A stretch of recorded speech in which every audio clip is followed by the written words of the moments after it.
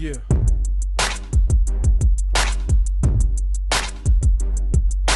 You don't want trouble.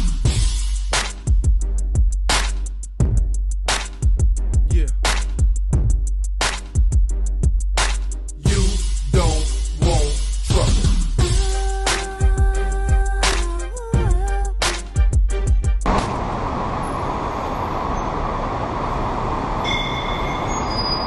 Yo, this your boy Disaster, and as you can see, I'm out here in Chi-Town. That's right, Chicago, Illinois, the most beautiful place on the Chicago Midwest.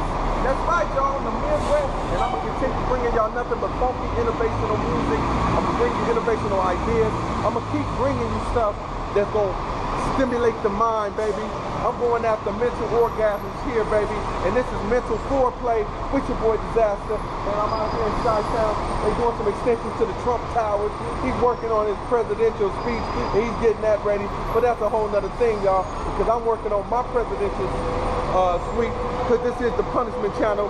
And you're listening to history. That's right. We bring in his story. Now it's time for our story. So we're going to bring his story, and then we're going to overshadow it with our story. So y'all continue to listen in on the Punishment Channel, but it don't stop there. Make sure you check. We got a new episode of Day of Disaster. That's right. And a new rap-along. That's right, y'all. We've been getting a lot of requests. People been wanting to rap along. We got the seagull in the back trying to get his shine on. You see him? He looking. He like it. Look, seagulls and pigeons. No, baby, it's eagles and pigeons. They trying to get in on it, y'all, but we love it anyway. We give everybody a chance. But you see, you got seagulls and pigeons trying to get me to do a new album idea. Get out of here. Eagles, okay? And be sure to stay tuned to the Eagles house, the Eagles nest. That's where all of the eagle eggs is at, and we got new stuff hatching every day. So this your boy Disaster. I'm in a traffic jam, so we're about to go back into another episode of Intertwined. Y'all stay tuned, y'all. And be sure to go get that app. That's right, go get the app on iTunes and Google Play, and you just type in Disaster. D-I-Z-A-Z-T-A. And it'll pop up, download the free app, and then you can just push a button anytime, every day, all day. It'll get you through the day, and you'll have shows like Intertwined, the Punishment Channel, Day of Disaster. You'll have all of these shows, but the radio version of them, or just go to Roku and go to the D-I-Z-A-Z-T-A network, and you can see the video version. So it's audio and video, y'all. So this is your boy Disaster, and I'm out of here. Yeah.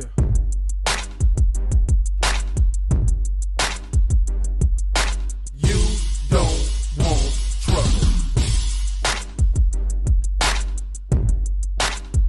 Yeah. You don't want trouble.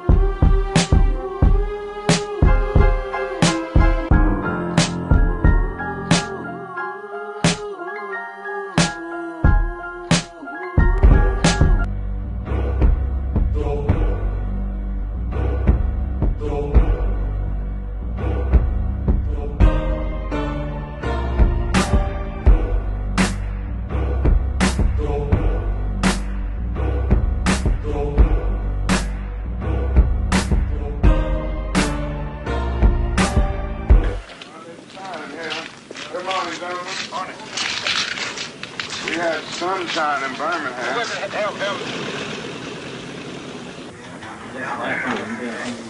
Back in Atlanta, in his pastor's study, King and his aides prepared for a long-term campaign. Well, I felt that throughout the campaign, it ought to be a continuing, massive lobbying. That's right.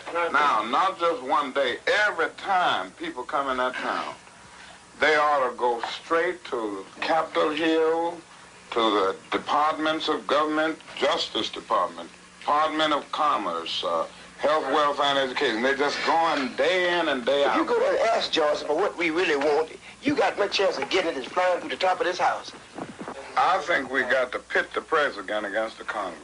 I don't think we ought to make this an anti-Lyndon Johnson battle. I really think that we ought to leave Lyndon alone and go on and throw attention on the Congress and have Lyndon in a position where he'll almost be forced to support him. I'm not saying that Split him. I'm not saying that. At that moment, Johnson's attention was elsewhere.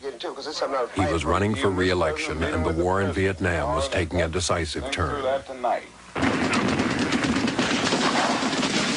The enemy's Tet Offensive destroyed U.S. illusions that the end of the war was in sight. Johnson's popularity plummeted. Johnson almost lost the New Hampshire presidential primary to anti-war candidate Eugene McCarthy. 4 days later, Robert Kennedy entered the race. Because I want the Democratic Party. George Wallace, who had built his political career by defending racial segregation in the South, was gaining support up north for his own third-party candidacy. In the national political turmoil, few were paying attention to a labor conflict in Tennessee.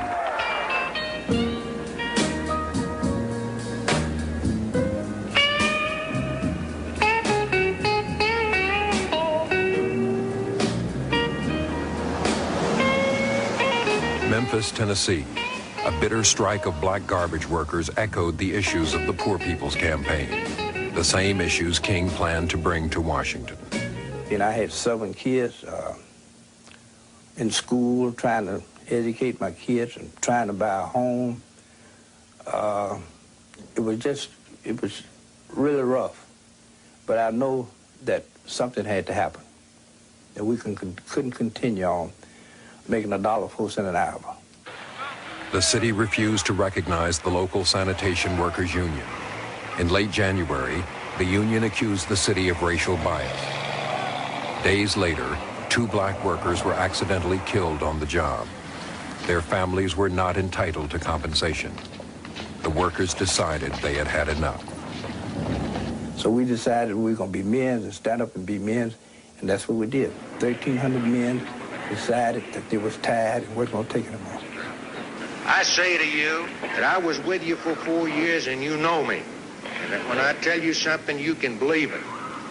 We are working. Mayor Loeb's attitude toward the strikers was that of a father whose children had gone astray. He simply didn't understand that instead of a garbage strike, he had a racial problem, and he never did understand that. The mayor refused to negotiate with the union. 11 days into the strike, the city's black leaders marched with the workers. The march went fine for 2 or 3 blocks. But as we approached Madison Street, I think, the policemen began to come in and to move us over further and further to the curb. Tempers flared. Police moved in with nightsticks and mace. They fired upon us, and that was the turning point. And if they would fire upon us, they would fire upon anybody. Nobody was safe in Memphis.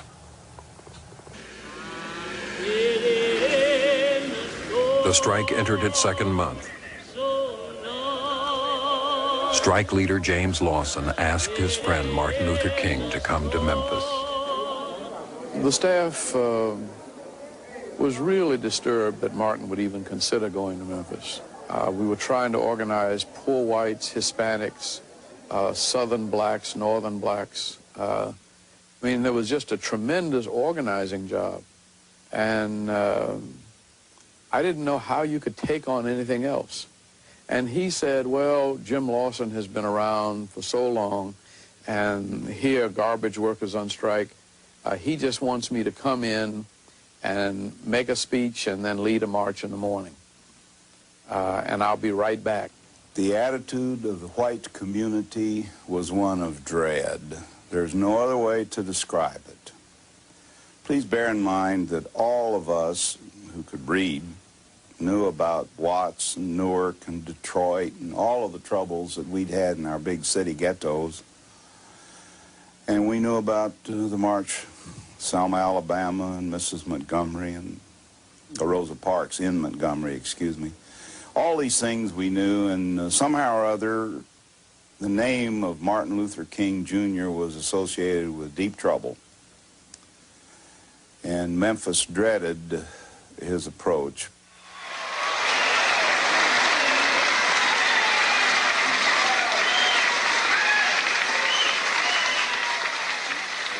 All labor has dignity. Yes. But you are doing another thing. You are reminding not only Memphis, but you are reminding the nation that it is a crime for people to live in this rich nation and receive starvation wages.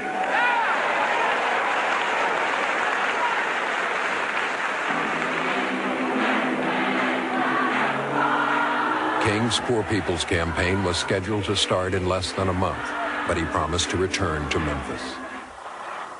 The next morning, in Mississippi, he resumed his recruiting.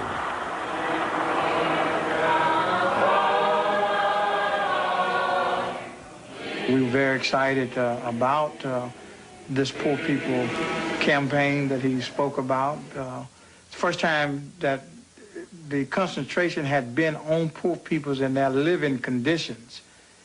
And we wanted to be a part of that. That's what we have been working toward. We felt through voter registration that political power would bring economic power. Then we were able to turn people out to hear him that had never been to a mass meeting before. I'm not the only one. There's just so many of us right around. I don't have children, don't have shoes, clothes is around. They's naked and hungry. Part time you have to cook your children pinto beans morning, down, and supper. They don't know what else get a good meal. We go work in Miss Ann's house for $2 a day. If we don't want to do that, she tell us, well, you got to move. Now, I want some of you all to go to Washington with us. Even if you have to bring your whole family, we are going to have in Washington facilities, and we're going to have food, and we are going to demand that the government do something about these conditions. Greg, tell Jose and Ralph to rush on. Hello, give me some. Despite King's personal popularity, SCLC had trouble recruiting people. Glad to see you. As he traveled north, King met more indifference. March on down to Washington. The South is a different place than New York. Well, that's true. You can't tell the young kids today this in Harlem that nonviolence. You can't get through to them with nonviolence today. You have to have some type of other approach with them. And I say that Dr. King's approach is a little outdated for Harlem, for Bedford-Stuyvesant, or any part of New York.